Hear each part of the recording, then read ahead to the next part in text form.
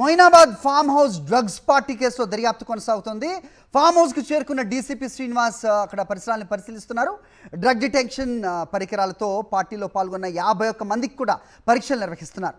పార్టీలో పాల్గొన్న Uganda, Nigerian passport అలాగే వీసాలను పరిశీలిస్తున్నారు ఇమిగ్రేషన్ అధికారులు. మామాస్ బర్త్డే సందర్భంగా యుగాండా, నైజీరియన్స్ పార్టీ నిర్వహించినట్టుగా గుర్తించారు పోలీసులు.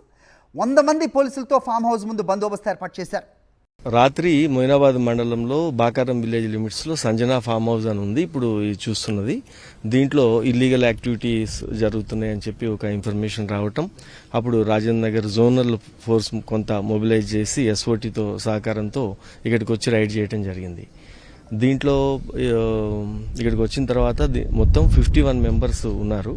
దాంట్లో 37 మెంబర్స్ ఉమెన్ ఉన్నారు, 14 మేల్ ఉన్నారు. ఈ 51 మంది కూడా ఆఫ్రికన్ కంట్రీస్ సంబంధించిన వాళ్లే ఉన్నారు.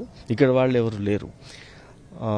దీంట్లో ఎక్కువగా 34 మెంబర్స్ ఉగాండా వాళ్ళు, కెన్యా, లిబేరియన్, తర్వాత క్యామరూన్, ఇట్లా డిఫరెంట్ కంట్రీస్ నుంచి ఇక్కడ వీళ్ళందరూ ఐడెంటిటీస్ అయి చూడటం జరిగింది. వీళ్ళు ఇక్కడ బేసికల్గా ఒక లిక్కర్ పార్టీ ఆర్గనైజ్ చేస్తున్నారు.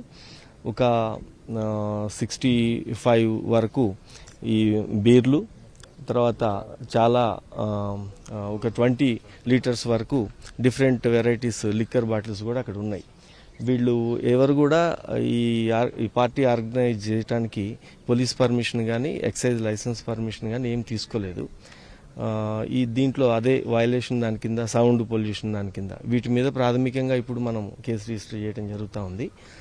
ఇప్పుడు ఇమిగ్రేషన్ వాళ్ళకి, వీళ్ళందరూ కూడా అదర్ కంట్రీస్ వాళ్ళు కాబట్టి ఇమిగ్రేషన్ ఆఫీసర్స్తో కూడా ఈ ఇన్ఫర్మేషన్ షేర్ చేసుకోవటం, అది చెకింగ్ జరుగుతూ ఉంది. ఎవరు జెన్యూన్ ఉన్నారు, ఎవరు జెన్యూన్ కాదు, ఎవరు ఓవర్ స్టేయింగ్ ఎవరైనా ఉన్నారా, వీళ్ళందరూ.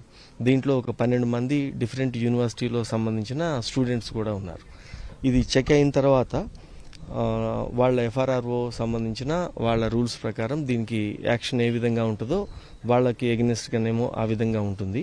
ఈ ఫామ్ హౌస్కి మీద అతని యజమాని వీళ్ళ మీద ఈ ఇల్లీగల్ పార్టీ ఆర్గనైజ్ చేసినందుకు ఒక కేసు అవుతుంది. తర్వాత వీళ్ళు ఈ లిక్కరు, తర్వాత హుక్కా, ఇదంతా ఏది ఉందో అది సీజ్ చేయడం జరిగింది. ప్లస్ వీళ్ళు ఏమన్నా డ్రగ్ సంబంధించింది ఏదైనా ఉందా అనేది ఇప్పుడు ఈ ఇమిగ్రేషన్ అయిపోయిన తర్వాత డ్రగ్ టెస్ట్ కూడా చేస్తారు వాళ్ళకి. దాని తర్వాత దాని రిజల్ట్ని బట్టి యాక్షన్ తీసుకోవడం జరుగుతుంది.